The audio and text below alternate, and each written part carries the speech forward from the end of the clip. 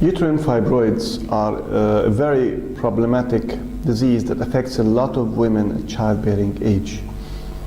For a long time, these fibroids have caused symptoms related to their anatomy, where they grow and their size.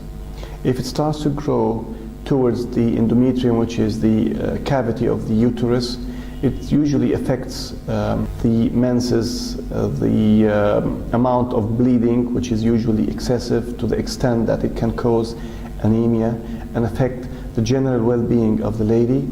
Sometimes it can cause severe pain during the menstrual cycle, and sometimes uterine fibroids can interfere with normal pregnancy and cause infertility. Uterine fibroids are usually diagnosed through their symptoms and confirmed through different imaging modalities. The commonest are ultrasound. Sometimes we resort to MRI scan, which is magnetic resonance imaging, when we are preparing the patient for uterine fibroid embolization. Sometimes the doctor may need to take a sample from the cervix or from the endometrium to exclude other pathologies and to confirm the benign nature of the disease. When medications fail to control the patient's symptoms, previously we resorted to surgery. And surgery was either a myomectomy, which is surgical excision of the fibroid or the group of fibroids present when the lady wants to keep her uterus, either because she desires further pregnancy or she wants to keep her reproductive organ, or the alternative was to surgically excise or to remove the whole uterus and get rid of the fibroids and the symptoms totally, with no chance of recurrence, which happens a lot after myomectomies.